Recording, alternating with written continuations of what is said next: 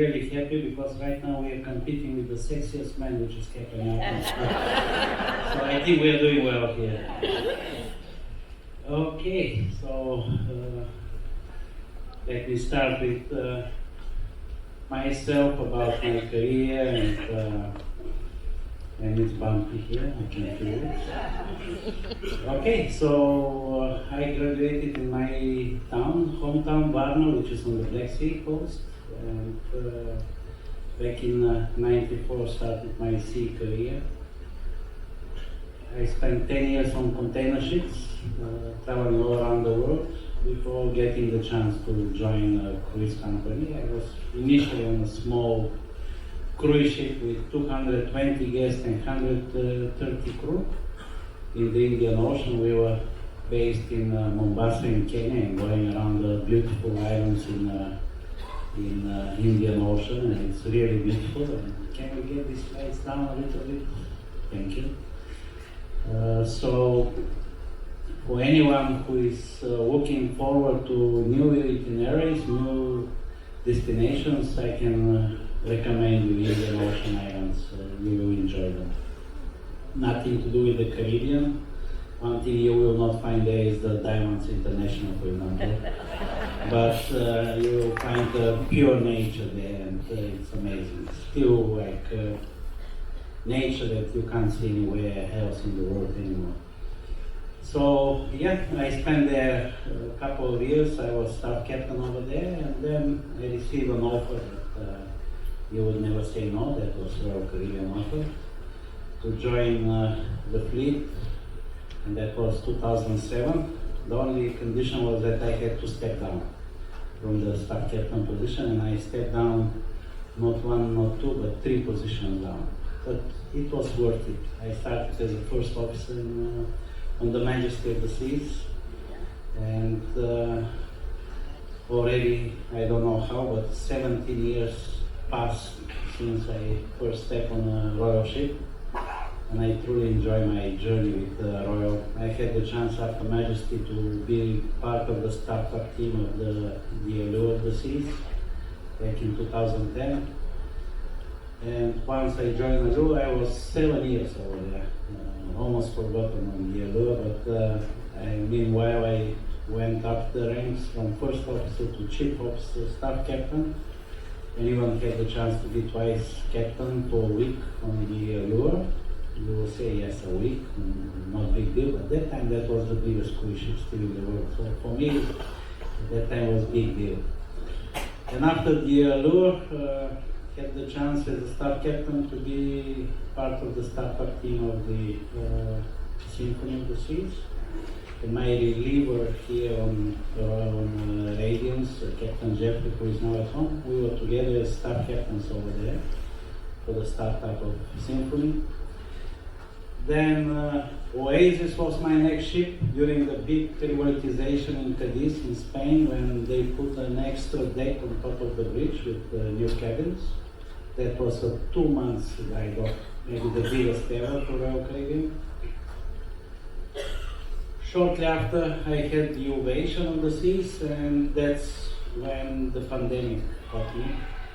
So I went on ovation for 5 weeks only to relieve a colleague who was promoted to a captain, so to complete his part of the contract. And then supposed to go home and then to come for a regular contract, and guess what? Instead of 5 weeks, I did 6.5 months on board. That was the time that once you're stuck on the ship, you cannot go home. It was quite a challenging situation for the next 2 years. And these ships suddenly became empty with 180 crew members or less. And they are not meant to be empty, these ships. They're meant to be full with people, with joy, with laughter, with fun, and that wasn't the time during these 2 years of the pandemic, but luckily this time is over, and it's thanks to you guys that you trusted us back and you returned. And now you not only return, but our ships are full, and every ship, every cruise in Royal is having more than 100% occupancy. So that's really showing how the business is booming, the industry. And it's a success story for this industry actually, how we overcome the pandemic and how we return stronger than before. And after the pandemic, after Ovation, I went to Freedom for almost a year. And while I was in Freedom, I went through all the interviews from the office until I received a call. I was at home. I still remember in my car driving, and I'm receiving a phone call from Miami, and congratulations, Captain Yovchev, you're having a ship, you become a permanent captain. So they assigned me to Radiance, and already for 2 years, that's my ship, and I truly enjoy being on this ship. I spent 10 years on the Oasis class ships, on the biggest and most advanced ships, and when they told me you're coming to Radiance, I was like, so I'm going now to this small ship, or what I'm going to do there. But once I stepped on the ship, I immediately felt the spirit, the amazing crew that is here, and the family style of cruising, that we get to know each other, we get to know our guests, and the guests get to know us. So it's completely different. This you can't feel it on the big ships. And that's the beauty actually of the smaller ships. I say small ship, but she's not a small ship. There was time when she was one of the biggest in the world, yeah. But my journey here with Radiance is really amazing, and I enjoy it. And one of the benefits of being on Radiance is that we don't stuck on one itinerary. Let's say Miami, Coco Cay, Nassau, Miami. No, we are going to Alaska. We are heading West Coast, Panama Canal crossing.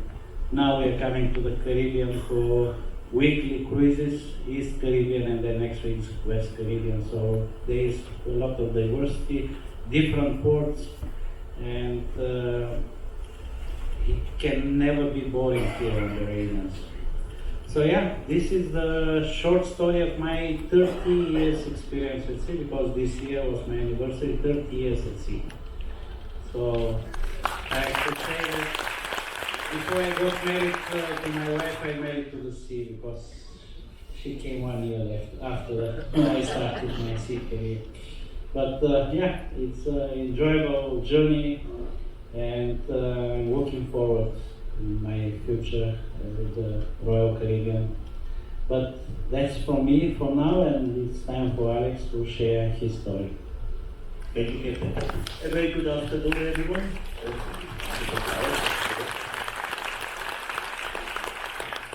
A very good afternoon, everyone. My name is Alex, and I have the pleasure to be your hotel director on board Radiance of the Seas.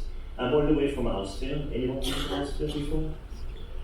Okay, let's see if we have more hands in there. Has anyone seen The Sound of Music? No. There we go, yes. Now, coming all the way from Austria, obviously, you may wonder how I ended up working on cruise ships. Actually, I'm the only Austrian on board working here. And in the 80s, I watched 2 shows. One was called Hotel, and the other one, The Love Boat. Here we go, that explains why I'm here. Before joining Royal, I worked 19 years for the Love Boat company, and now already 7.5 years with Royal. Since then, I worked on Jewel, Freedom, Liberty, Vision of the Seas, Voyager, and now Radiance is actually my permanent ship for the last 3 years. How do you enjoy Radiance?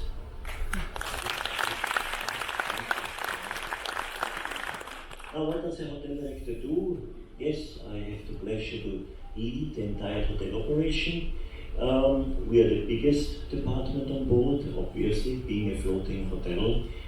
We count about 870 crew members, 170 plus minus belong to the Marine Division, which splits into deck and engine, and the rest is all hotel.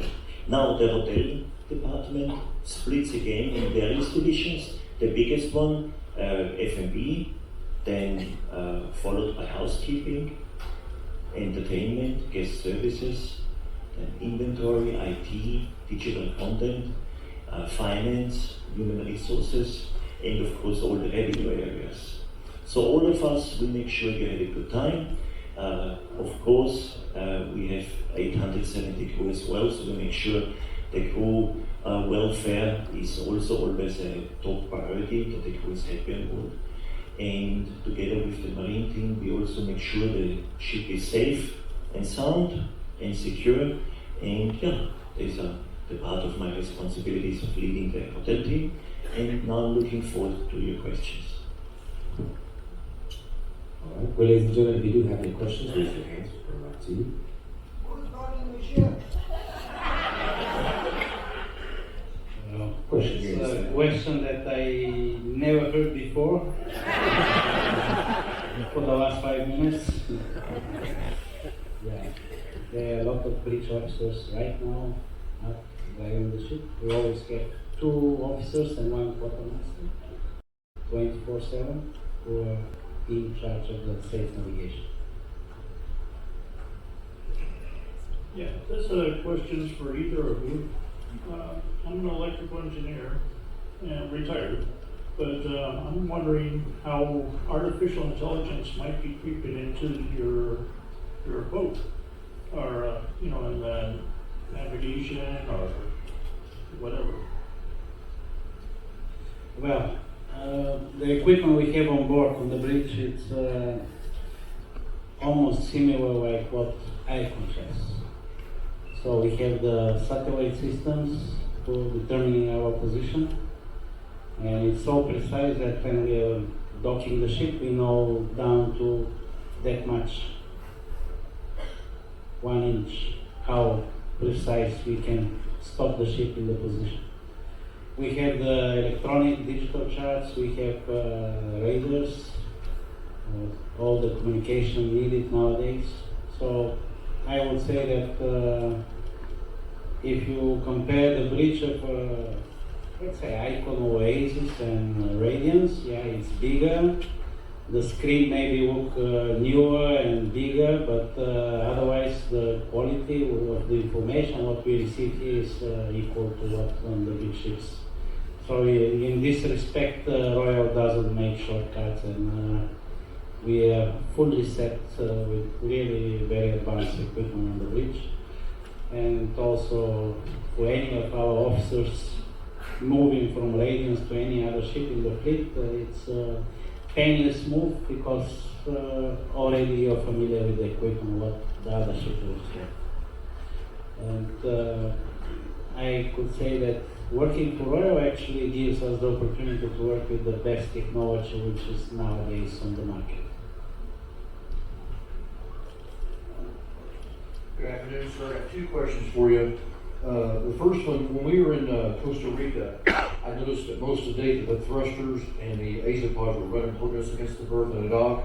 And then the other question is a whimsical question, I apologize, but on day 9 and 10, when we left Costa Rica, and then when we were near the Sahara Hoya National Park in Bull Beach, both times the casino and the shops all had to close down, like abruptly, like, hey, we're done, shut down. I know something navigational, but they could never answer. I was just curious what was going on.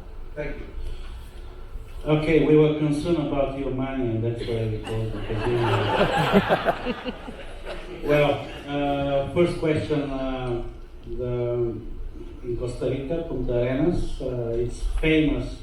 You saw how the PA is straight to the open ocean, and they swell all the time coming. So the experience from previous calls of my officers who were there before, that they were breaking a lot of lines. So in order to avoid this, we had to hold the ship all the time alongside with the thruster and with the azipod, keeping the ship all constantly alongside. In this way, less strain on the lines, and we managed to go through the day without breaking any single lines, which is a record because previous time I wasn't there, that was my first time in Punta Arenas, they broke 6-7 ropes.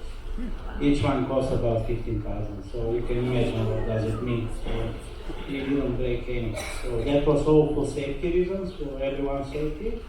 Because if the ship is moving too much, also the gangway will be moving, so it's not safe. So we spent a little bit more fuel that day, but it was for safety reasons. And yeah, we could compensate from the casino, but unfortunately we were passing through some sensitive areas which are close to the coast, and there are regulations how many miles from the coast we can run casino and we cannot. So that was the reason when we come to this area, casino has to be closed. When we leave such area, then casino reopens again. So sorry for the inconvenience, but there are some rules that we have to follow. Yeah, obviously. Maybe that was how the communication came to the casino from the bridge. Hey, now we are there close. By this, but this is the reason. Another question here. This is actually not a question, but just I very much enjoyed your new announcements every day. I'm wishing everybody happy birthday. I sail a lot on Royal Caribbean, mostly the bigger ships, and I know it's just too much for captains to do it on that. They'd be talking forever. But I really appreciated that and look forward to it every day. Thank you very much. Thank you very much. Yeah. I think that's important to acknowledge the special day of everyone who is celebrating on board, and including the crew. It's very important. Good afternoon. Just want to say this has been an incredible cruise. We've done some 20-some cruises, and the personal experience we've had has just been amazing with the staff, with the officers, and even the pictures and the photos and everything else. It's really unlike anything I've ever experienced. So thank you for the effort and the time and just making yourselves available. And then a question, when you look back at your careers and you think back and say, how did you get from there when you first started out to where you are today? Was there any specific achievements or just moments, milestones that you hit that continue to let you propel and move up in your career paths? Well, thank you first for your appreciation of what the crew is doing. It's not easy to plan such a long cruise.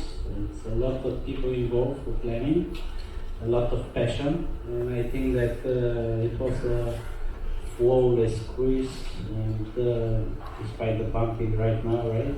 But we were so fortunate also with the weather. For example, last year, same cruise, we had to cancel the Cobblestone Loopers in order to go ahead of a hurricane, which was in the Pacific. Now we didn't have to deal with anything like this. We just went to every port and we enjoyed. Regarding the milestones, achievements, first achievement was my graduation in the Naval Academy. It was 5 years study, and it was very tough study with a lot of mathematics, physics, and that was the main one, because without the academy I would never be an officer. And then I think that 10 years from the cargo ships was a big achievement, because you learn the real seamanship, and you get to know what it is to be at sea. And here we have how many thousand people? Over there we have 22 people only. Half of them you don't see because they work in the same shift but in the engine room, so when you rest, they rest, when you work, they work, and actually you communicate for months with 5-6 people only. It's almost like prison work, right? So Alcatraz is nothing. But I said Alcatraz, you were not here, but we were in San Francisco and I had the chance to visit it. But after that, maybe the biggest achievement was the acknowledgement from the company that they took me to start and work for Royal Caribbean, because that was my dream. That was the reason why I went to the Naval Academy. When I went there my first year, I told all my colleagues, the only reason I'm here because I want to be a captain of a cruise ship. And they look at me like, what this guy is talking about. At that time, Bulgarian officers working on cruise ships, there wasn't something like that, you know. And it took me a lot. First time when I applied to Royal, I was 10 years younger than when I managed to join the company. So, but I never lived my dream to work on cruise ships, and I wanted specifically for Royal, to come and work for Royal. And milestones like startup team of Allure, startup team of Symphony, being a captain of Allure, even for 2 weeks when she was the biggest in the world.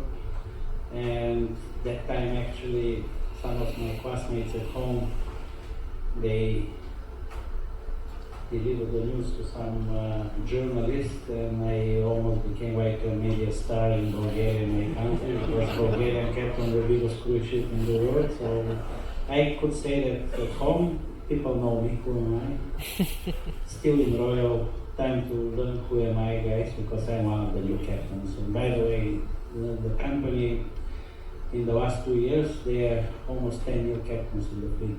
So a lot of new guys, new generation is slowly taking over, and that's for good reason.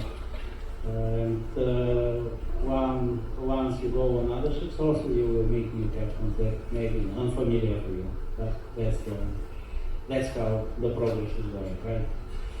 I'm not sure that I'm part of the progress with my age, but still, I'm one of the new captains.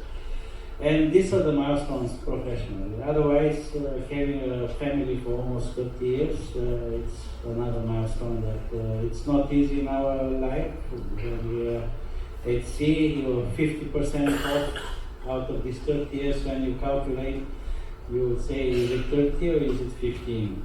Because half of the time you're away. But these are achievements in life. Of course, my kids also. That's another one. So luckily, at least for 50%, for the one I was at home. Yeah.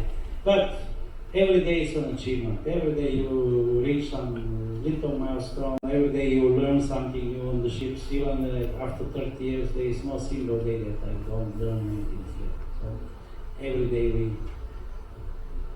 climb another step.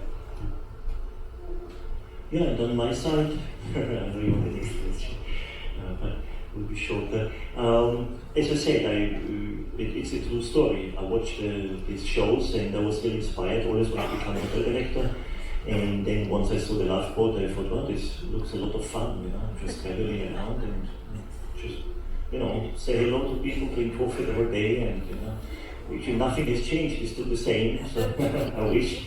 No, but the first milestone was obviously being accepted by a cruise company. Because coming from Austria, there's not much contacts. In the 90s, I went to a store, got a magazine for international hotel jobs, and the cruise line advertised there, like the Love Boat Company, as I mentioned before. And then I got a letter and saying, yes, contact us for the interview, this, and that was already the first milestone. That was after I worked 10 years in 5-star hotels on land. And said, no, finally I break through the cruise ships. But then, like many people, the first couple contracts were always very tough. You need to adjust to that. You say, oh, I'm not going to do this anymore, I'm not going to come back, and this. But once you're into it and you see the career, and then obviously each, like we have the stripes on the shoulders, each stripe is a milestone. Like you work 5 years here, 3 years here, another 4 years there to climb up the career, and yeah, I would say that's my achievement. I'm very grateful for this position, working at sea, counting a total of 26 years. Visited 120 countries, have done a lot, met a lot of people, and looking for the next 10 years until retirement. Hi, I would just like to second how much we enjoyed your 12 o'clock updates, particularly the technical aspects of, for instance, like the buoys in Tampa Bay, the port being destroyed or damaged. Like, those little pieces of information are really interesting to me, and I always appreciate that. So much so that we couldn't hear you in the gym, so we would schedule our workouts so we could be available to hear your talk at noon. So we really enjoyed that. My question though is, on the Panama Canal, it's such a busy day for you, so many moving parts. It seems, if it was me, and being responsible for the ship, I would be really nervous, trusting so many people and so many the mules, all the things that you have to interact with, that when you finally get through the canal at the end of the day, do you just have a big sigh of relief when you made it? Everything's great. Well, I never doubted that we will make it. Actually, this was a very enjoyable one. I was more nervous, let's say, last year when I first time as a captain had to go through canal, because I had another 6 passing there when I was on the cargo ship, but then I was assigned on the boarding deck monitoring as a junior officer. But how smooth the canal will be all depends on the pilots. This is the only place in the world where the pilots are taking over the command of the ship. You remain with the overall command, but the navigational command stands with the pilots. This is the only place in the world. And we were very fortunate to have experienced pilots who were keeping the ship off the borders of the canal. You know, it was that much on each side. So I was curious next day when I look at the ship side, how many black marks we're gonna have on the way, and there was nothing. So it was really very smooth. And we had great cooperation on the bridge with the pilots, great communication, and that made it smooth. Like previous time when the ship was going the other way, on the way to Alaska, I wasn't on board, but my colleague shared that one of the pilots from the moment stepped on the bridge, he was not the nicest person, maybe, I don't know, for what reason. Threatening the ship, I will stop the ship, you will not pass today, you will be many things, and it wasn't big cooperation at that time passing the canal, so they had a little bit challenging day. But this time, we took all the precautions. Coffee was ready, the cookies were ready, all the goodies for the pilots. And also my chief officer of safety, he's from Panama, and one of the pilots was a senior in his academy. They knew each other very well, so this helped a lot. But it's I look more from the fun part of this is something, such a marvel there, all what they have achieved, what they have built more than 100 years ago, and we are now going through and passing from Pacific to the Atlantic side, climbing up to the lake, going down. That's amazing. So it was more like excitement than any worries.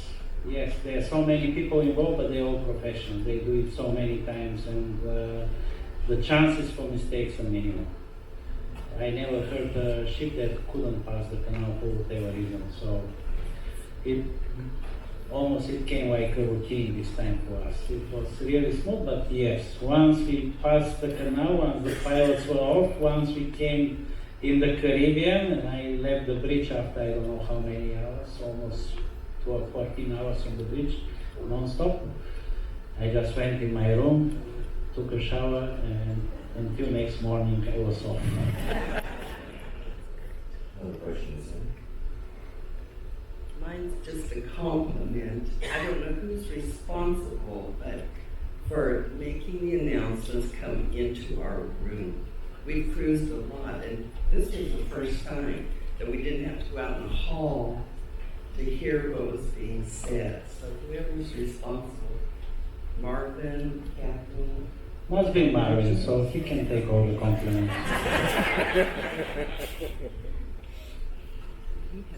another question. It's kind of an answer to her question. I was fortunate enough to be on the ship with Mr. Bailey, and that's one of the questions that I brought up to him, is why don't they on the newer ships have the internal microphones? On the newer ships, you have to, as soon as you hear the announcement, you have to quickly get out of bed, run out and open your door to hear the announcements. And these older ships, they should have kept that and give the person the option to turn it on or off and not have to run out of your room. I can almost guarantee you that if I walk around, I will find at least 10 guests that will say the opposite. We don't want to be disturbed in the rooms. So it's a sensitive thing actually, and whenever I come into, like the other day, 4 o'clock, I came into your rooms, I had to apologize first that I'm breaking your comfort, but it was an important message about Tampa. So on some ships there is an option inside the room, we can reduce the volume. Also there is a possibility from the bridge to select that you go to the cabins or you don't go to the cabins. So it's a matter of what time you're making. Can you imagine 8 o'clock in the morning breaking into your room? That's won't be the most comfortable thing for everybody. Yeah, but every ship can decide how they want to communicate with the people. We also have a very strict policy about the announcement. I can tell you that you say, yeah, great, you're having great announcement, but actually I'm breaking our policy by extending my announcement and having it a little bit longer. So in this respect, maybe if I have a brand quality audit here, I won't pass. Or I have to limit my announcement only to the ship's position, wind, clouds, and that's it. Hello.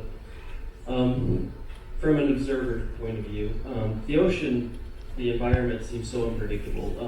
Could you speak to the predictability of the conditions, and also, like with your cargo experience, like what are the extremes you've seen? Like, just kind of a personal interest question, but like what kind of seas have you had to deal with, and where are the roughest areas to go? I wish I would know where is the roughest area, because wherever I've been, I have seen rough sea. And, it all depends on the season and what kind of system is building.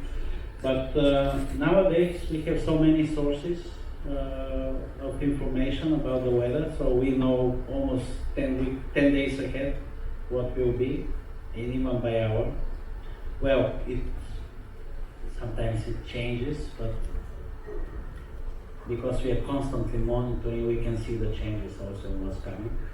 One of the benefits in our company is that we have a chief meteorologist in Miami who is monitoring every ship. Even he got a partner there to work with him to support, because the fleet is expanding. They not only monitor Royal, but also they are monitoring Celebrity and the other sister brand.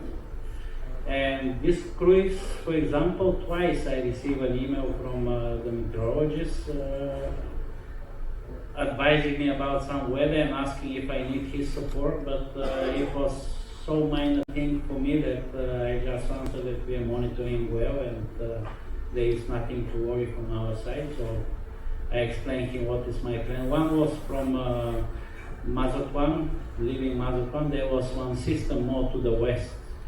So it was between the coast and west. We passed in the middle and well clear. I announced that we may experience some wind. There was some wind about 30 knots, but nothing major. And the other time was leaving Cartagena. Also, I received an email asking me if I have any plans to change my route, because there was a system north of Panama which went over Mexico and now is entering the Pacific Ocean. But again, we were so east from this system that we didn't feel anything. Yesterday, yeah, it was a little bit cloudy, a little bit breeze in Cayman Islands, but that was all. And only 200 miles to the west, it wasn't a pleasant place. Yesterday, ships in Cozumel, for example, were suffering big time because of the winds there, 45 knots wind. So yeah, there are people monitoring every single ship. If they see something, they will let us know. Also, if we feel that we need to alert them about some system coming, I have a direct contact with them. We'll send them or shoot them an email, and we can set a conference call and discuss what are the options. Especially when we were in Alaska, that was very beneficial. But as I said, we can see the prediction for almost 10 days ahead, and we know what to expect. Already I'm reviewing 2 cruises ahead what to expect. So far it's good, if anyone stays with that.